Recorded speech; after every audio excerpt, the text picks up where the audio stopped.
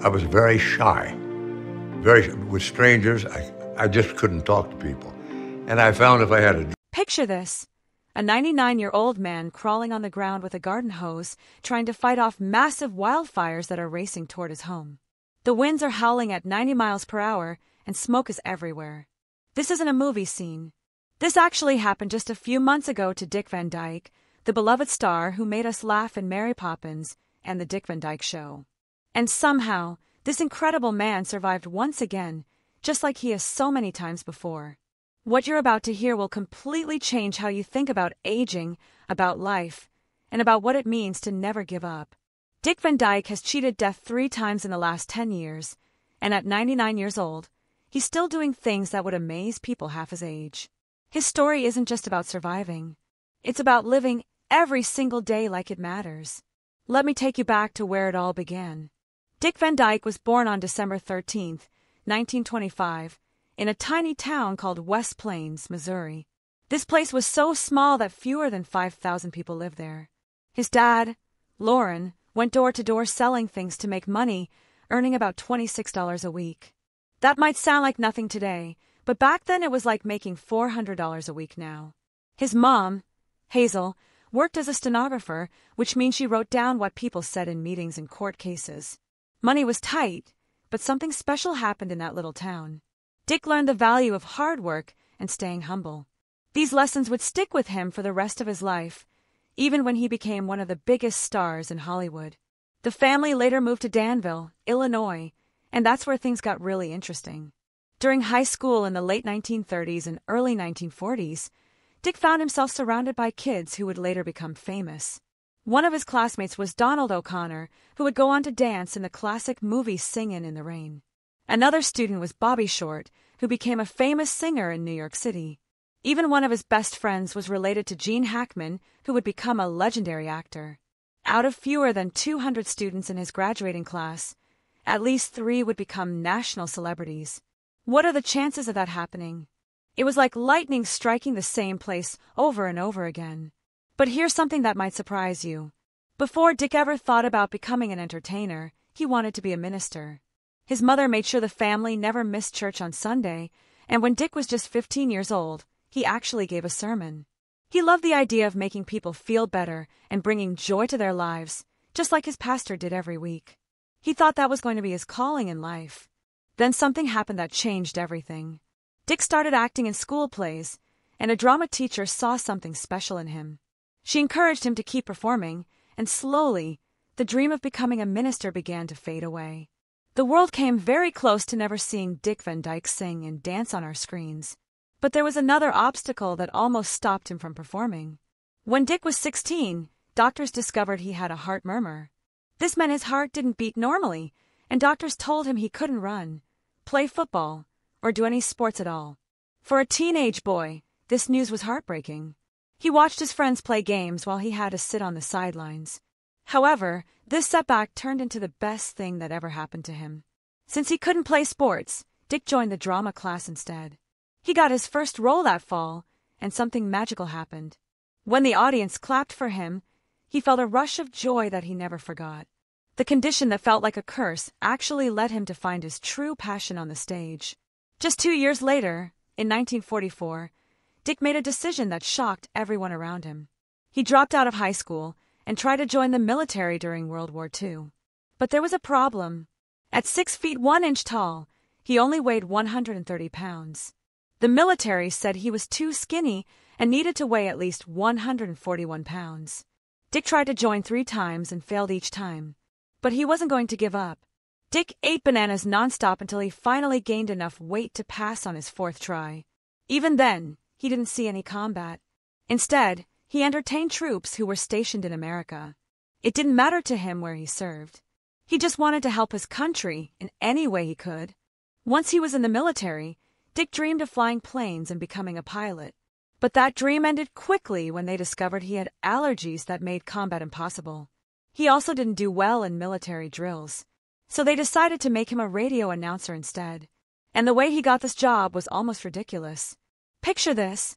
Dick was using the bathroom at a military base in Sherman, Texas, when an officer walked in and handed him a piece of paper. The officer told him to read it out loud. That was his entire audition, right there in the bathroom. Just like that, he became the voice of a radio program called Flight Time. That strange moment in the bathroom launched a career that would eventually reach millions of people around the world. Dyke didn't stop at radio. He moved into the military's entertainment branch, where he performed in stage shows and built sets. He ran comedy programs, played music, and even made jokes over loudspeakers in the mess hall where soldiers ate their meals.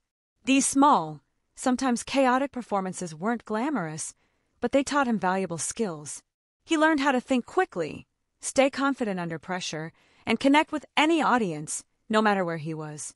Years later, these same skills would help him succeed on television and in movies.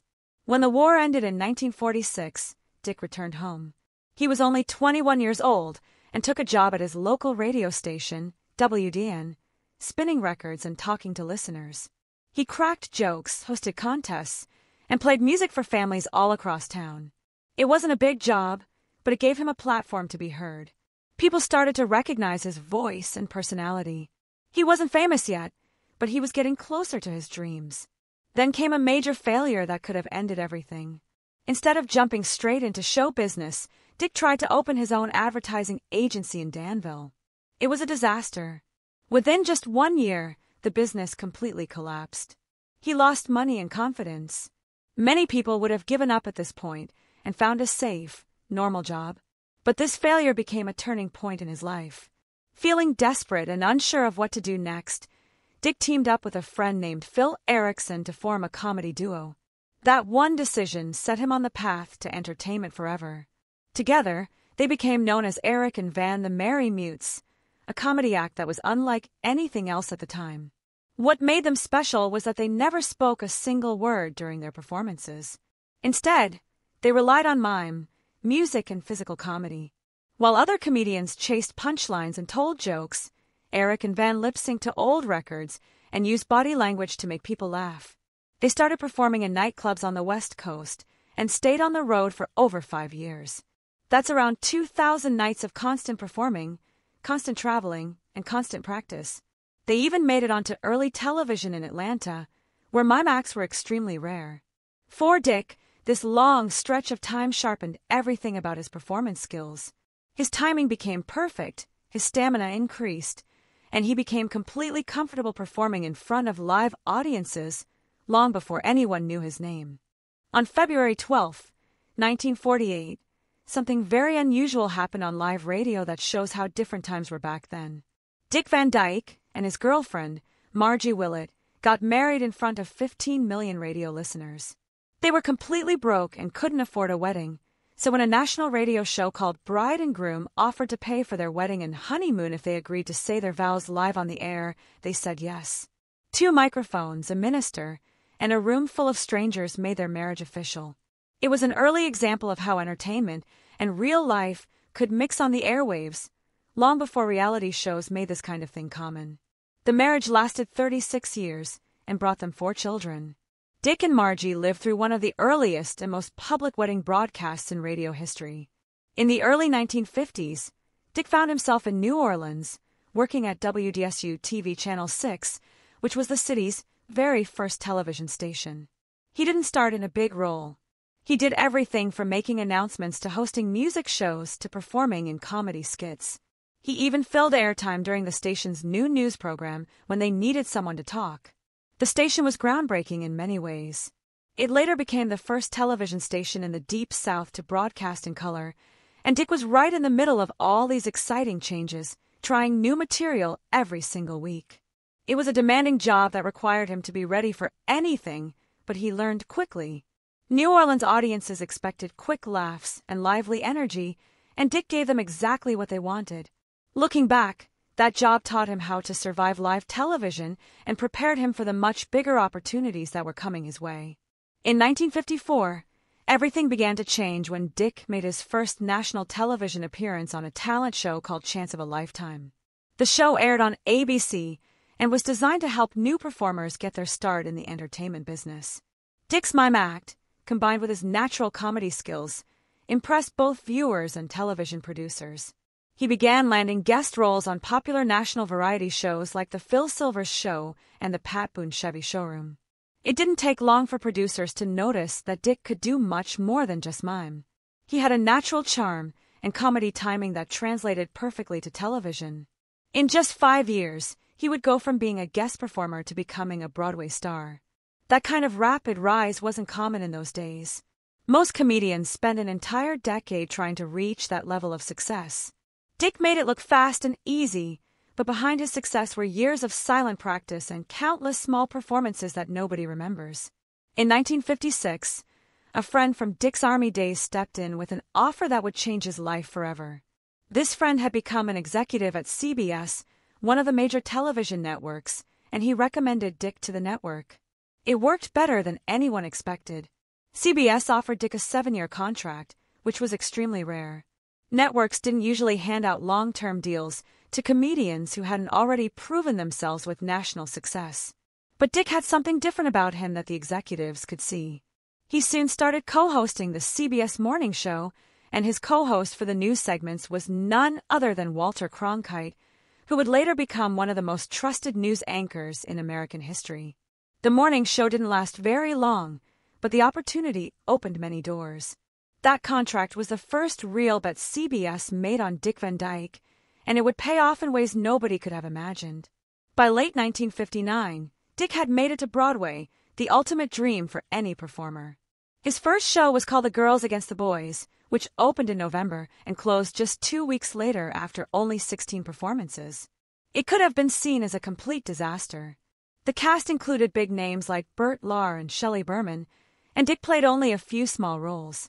Most new actors would have been completely crushed by such a quick closing, but Dyke took it as a valuable lesson. He saw how Broadway worked, how quickly things could fall apart, and how brutal the business could be. But somehow, this setback didn't slow him down at all. In fact, it seemed to motivate him even more. Just 5 months later, in April 1960, Dyke was back on Broadway, but this time as the lead actor. He played Albert Peterson in a brand new musical called Bye Bye Birdie. The story followed a pop star who gets suddenly drafted into the military, which was clearly inspired by what happened to Elvis Presley. Casting Dyke as the lead was considered a risky choice by many people. He had very little stage experience as a leading man, and many critics doubted whether he could carry an entire show on his shoulders. But Dyke proved all the doubters wrong. His energy, awkward charm, and perfect comedy timing made the role work beautifully. He went from being a background player in a failed show to being the leading man of a hit musical in less than half a year. That kind of dramatic leap doesn't just happen by accident. It has to be earned through talent, hard work, and determination. By April 1961, Dyke won a Tony Award for Best Featured Actor in a Musical. He was 35 years old. Just 2 years earlier, he had been doing small roles in a show that barely made it out of previews.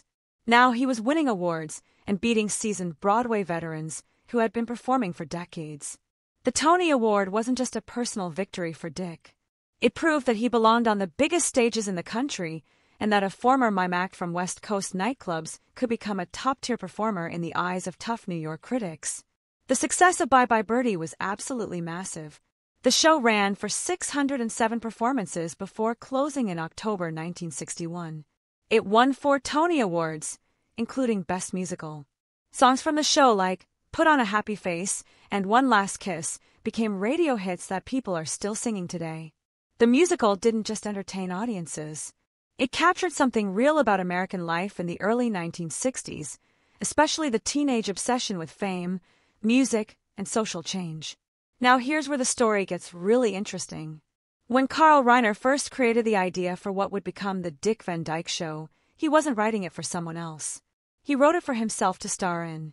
The original version was called Head of the Family, and in 1959, he filmed a pilot episode with himself as the main character. But when he showed it to the television networks, they weren't impressed at all. The show didn't sell, and it looked like the idea would just disappear forever. However, 2 legendary television producers, Sheldon Leonard and Danny Thomas, believed strongly in Carl Reiner's script. They told him that the writing was excellent, but he needed to let someone else play the lead role. Reiner wasn't thrilled about the suggestion, but he agreed to try it. Leonard even told him, "You won't fail because we'll get a better actor to play you." That better actor turned out to be Dick Van Dyke. At the time, Dick had never led a television show before, but once CBS aired the new version on October 3, 1961, everything changed immediately. Dick played Rob Petrie, a comedy writer who was based on Carl Reiner's own life experiences. The chemistry between the actors, the quality of the stories, and the perfect casting made everything work beautifully. Carl Reiner's show, which had nearly vanished completely, became an instant classic that people still love today. Casting Mary Tyler Moore as Laura Petrie wasn't easy either. She was only 23 years old and barely known when she auditioned for the role. She had already faced rejection after rejection from other shows and almost didn't even bother trying out for this one. Even Dick wasn't sure she could handle the comedy aspects of the role because her accent sounded too polished and sophisticated. But the moment Dick and Mary acted together in their screen test, something magical clicked between them. She was quick-witted, confident, and brought out the absolute best in every scene they shared. The two became so good at working together that the entire cast started functioning like a professional improv team. They could almost read each other's minds during performances, knowing exactly how to react to whatever the other person did. Their performances felt completely natural, real, and full of energy that jumped off the screen. On the show, Rob and Laura became one of television's most beloved married couples, showing a relationship that felt genuine and loving. Interestingly, off-screen there was no romance between Dick and Mary at all. They maintained total focus on making each scene as perfect as possible. Later, they joked that not having an affair was a terrible waste of good chemistry, but keeping things professional allowed their on-screen magic to stay completely intact. Both audiences and critics noticed the special quality of their partnership immediately. Dick Van Dyke won the Emmy Award for Outstanding Lead Actor in a Comedy Series 3 years in a row, 1964, 1965, and 1966. In those same years, the show itself won the Emmy for Outstanding Comedy Series. This kind of consistent recognition wasn't common at all. Sitcoms faced tough competition from many other types of shows, but Dick's performance stood out year after year. He was charming, fast, and incredibly funny without ever overdoing it or trying too hard. The show had incredible momentum that seemed unstoppable. It kept winning awards and earning respect from both critics and regular viewers. In just 5 years, with only 158 total episodes, the show won an amazing 15 Emmy Awards. When you include other major awards, it received 27 wins and 24 nominations overall. These honors were for writing, acting, and the series as a whole. Keep in mind that winning just one Emmy was considered a huge deal at the time. This show won so many awards that it completely broke people's expectations of what was possible. Years later, The Dick Van Dyke Show was still being ranked among the greatest television shows ever made by both TV Guide magazine and the Writers Guild of America. Even after the final episode aired in June 1966, the show's life was far from over. Reruns kept playing on television stations across the country, and completely new generations of viewers discovered Rob and Laura Petrie. It became one of the first sitcoms to stay popular through syndication, running continuously all the way into the 2000s. Dick's performance left such a lasting impression that even after he starred in huge movies like Mary Poppins and later had success with Diagnosis Murder, many people still thought of him as Rob Petrie first and foremost. The quality of the writing, the perfect casting, and the brilliant balance between home life and work stories helped make it a model that future sitcoms would try to copy. The show also had a clear, heartfelt ending that gave the entire story even more weight and helped cement its place in television history. While The Dick Van Dyke Show made him a household name across America, Dick's first major movie role came in 1963 with the film version of Bye Bye Birdie. He had already played the role on Broadway and won a Tony Award for it, but bringing it to movie theaters introduced his performance to a much bigger audience. The film successfully combined rock and roll music with a fun, satirical look at fame and celebrity culture, inspired by the real event of Elvis Presley being drafted into the Army. Dick starred as Albert Peterson, and he shared the screen with Anne Margaret, who became a breakout star thanks to this movie. She even earned a Golden Globe nomination for her energetic performance. One song in particular, Put on a Happy Face, became one of Dick's most memorable and recognizable moments on film. Critics pointed out that his talent was even bigger and more impressive than what people had seen on television. The movie proved that he could successfully carry musical productions on the big screen too. Then came the role that would make Dick Van Dyke a legend forever, Mary Poppins in 1964. Most people remember him as Bert, the cheerful chimney sweep who dances with penguins and sings about cleaning chimneys. But what many people don't realize is that Dick actually played two different roles in the movie. He also played the elderly bank manager, Mr. Dawes Sr., under heavy makeup that made him completely unrecognizable. That second role almost didn't happen at all. Walt Disney wasn't sure about the idea of Dick playing an old man, so Dick made an incredible offer. He said he would pay $4,000 of his own money just for the chance to try it. Remember, this was 1964, so $4,000 was worth much more than it is today. Under layers of makeup and prosthetics, Dick transformed into a completely different person. In fact, the movie credits listed him as Navkid Keed, which is an anagram of his real name, Dick Van Dyke. The trick worked perfectly, and he earned a Golden Globe nomination for his dual performance. Decades later, Dick returned to the Mary Poppins world in the 2018 sequel, Mary Poppins Returns, this time playing Mr. Dawes Jr., the son of his original character. Even in his 90s, he brought the same energy and joy to the role that had made him famous over 50 years earlier. The Mary Poppins soundtrack became one of the biggest musical hits of the 1960s. In 1964 alone, it sold over 2.3 million copies. By 1968, it had passed 6 million copies sold, which was absolutely incredible for any album, especially a soundtrack aimed primarily at children and families.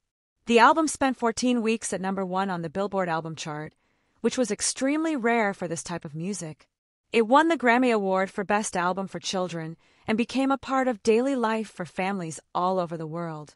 Dick sang on several unforgettable tracks, including Chim Chim Cherie and Supercalifragilisticexpialidocious.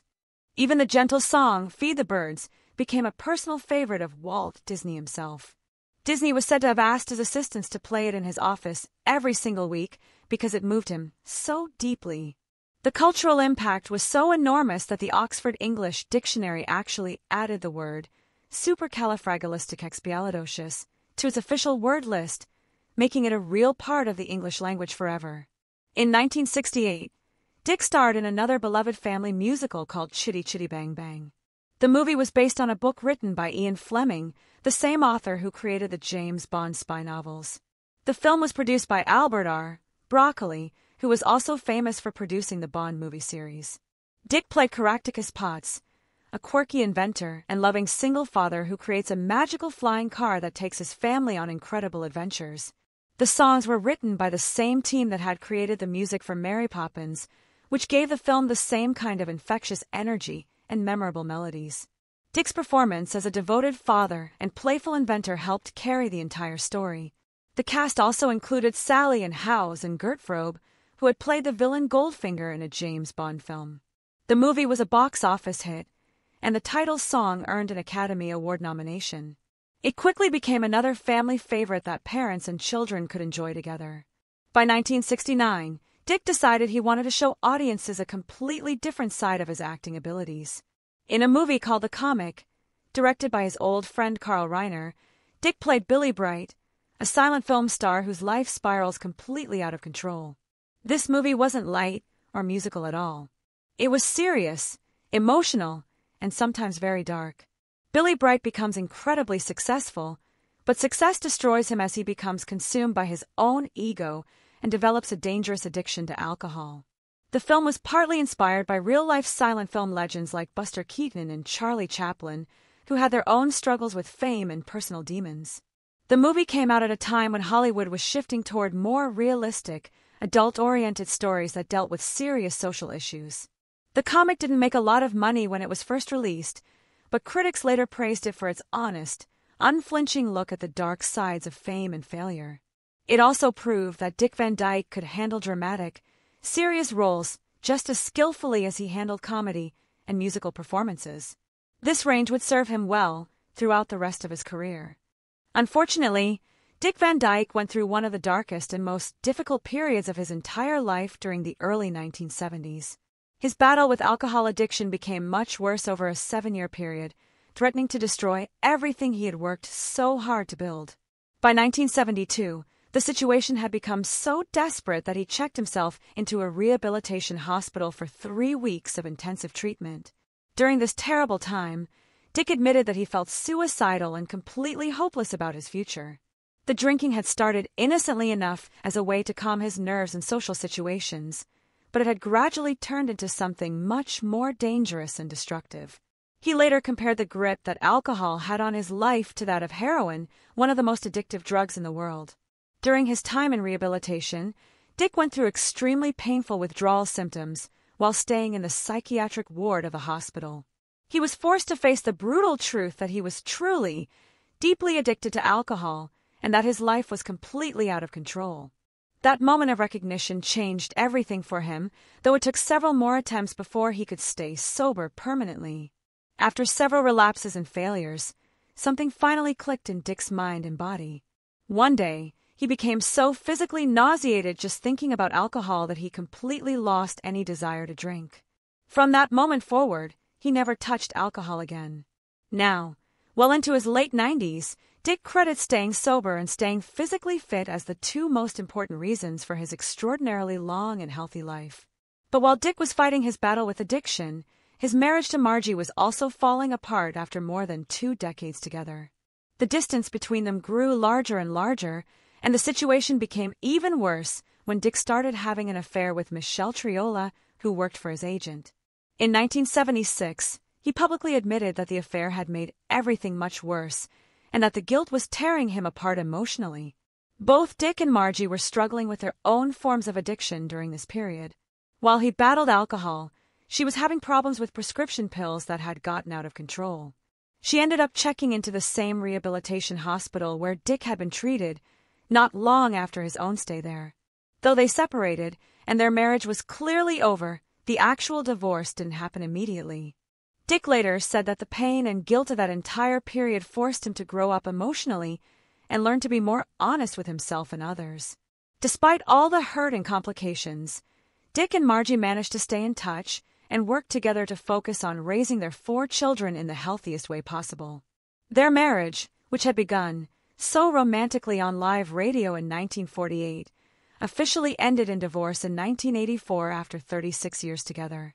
The end of his marriage marked a major turning point in Dyke's life, allowing him to begin again, continue working on staying sober, and embrace a completely new chapter in his personal life.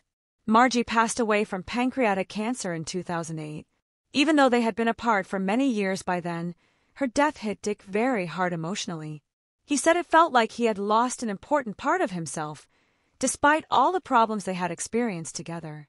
Meanwhile, Dyke's relationship with Michelle Triola lasted for over 3 decades, much longer than many traditional marriages.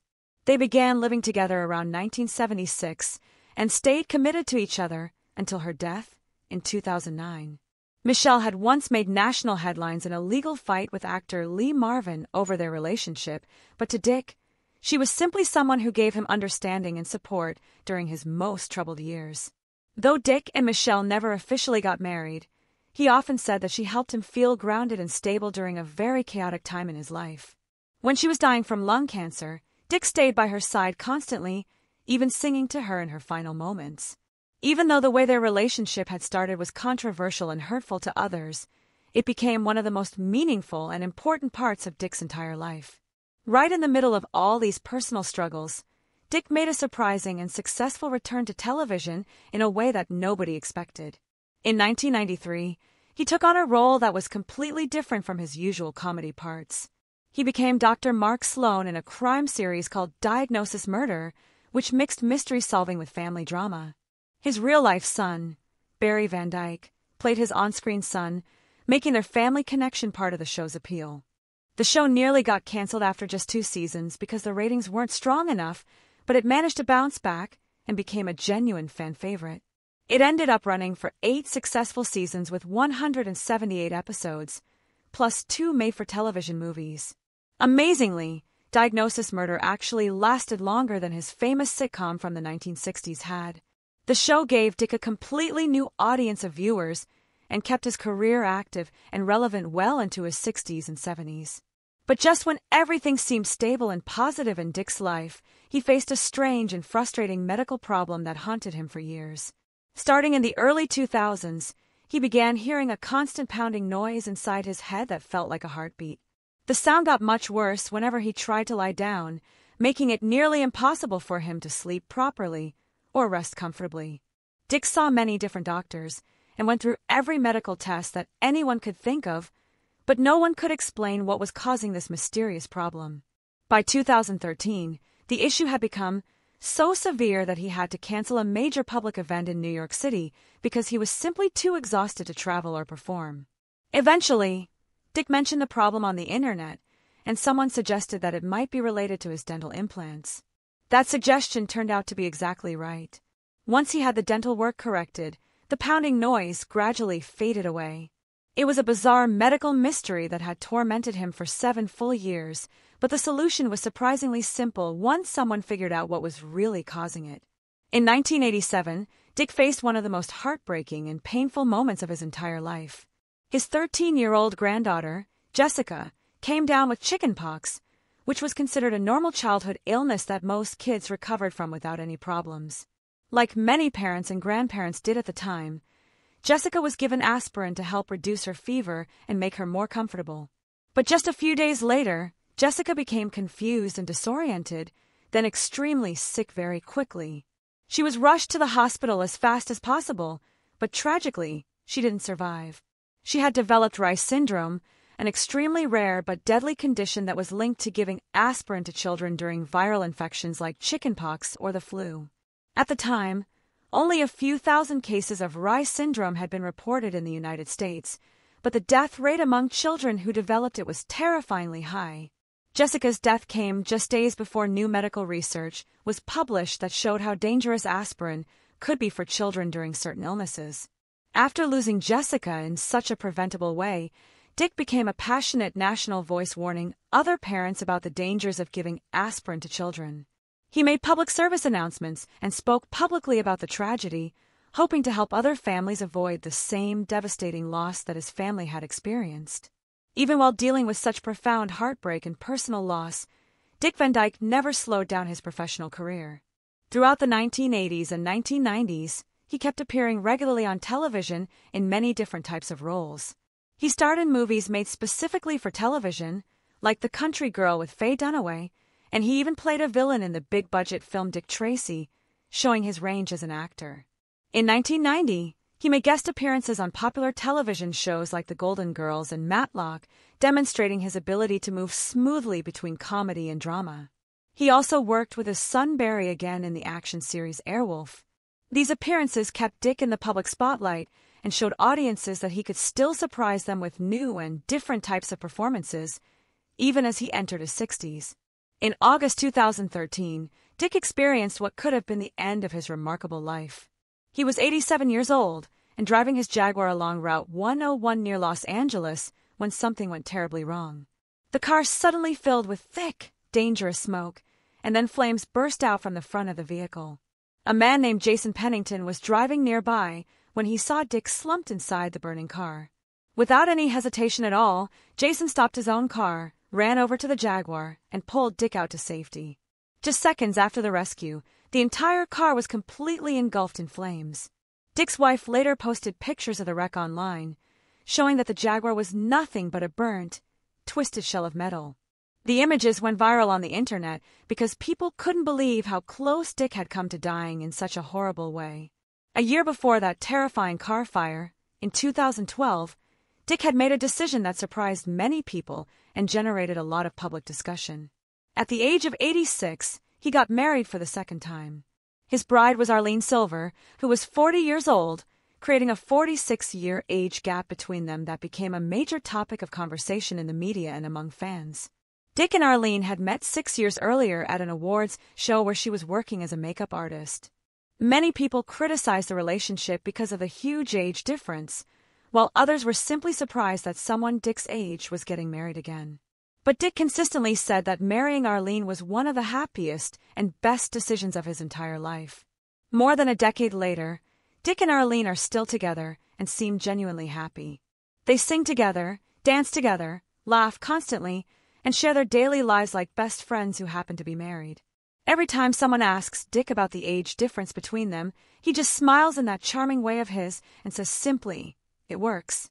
Their relationship proves that love and companionship can happen at any stage of life. In June 2024, at the incredible age of 98, Dick Van Dyke accomplished something that no other person in television history had ever done. He became the oldest person ever to win a Daytime Emmy Award. He won this historic award for a guest appearance on the long-running soap opera Days of Our Lives, where he played a mysterious man who had lost his memory. The audience absolutely loved his performance, and when Dick got up on stage to accept the award, he delivered a line that brought down the house. He joked, "If I had known I was going to live this long, I would have taken better care of myself." It was nearly 70 years since his first television success, and somehow he was still performing at the very top of his profession. Not long after winning that Emmy, Dick appeared in a music video for the famous band Coldplay. He was almost 99 years old at the time. The video was filmed right in his backyard in Malibu, and it showed Dick dancing barefoot on the grass, talking about life, love, and death with a wisdom and peace that comes only from having lived through nearly a century of experiences. During the filming, Dick said he wasn't afraid of dying and that he felt completely at peace with whatever might come next. The video's director, Spike Jonze, captured every precious moment. Dick's voice, his family around him, and his memories of an extraordinary life. When the full version was released just before Dick's 99th birthday, it touched millions of people around the world. Watching him move and speak, it didn't feel like seeing an old man at the end of his life. Instead, it felt like witnessing someone who was still completely filled with wonder and curiosity about the world. That same year, in December 2024, wildfires swept through Malibu with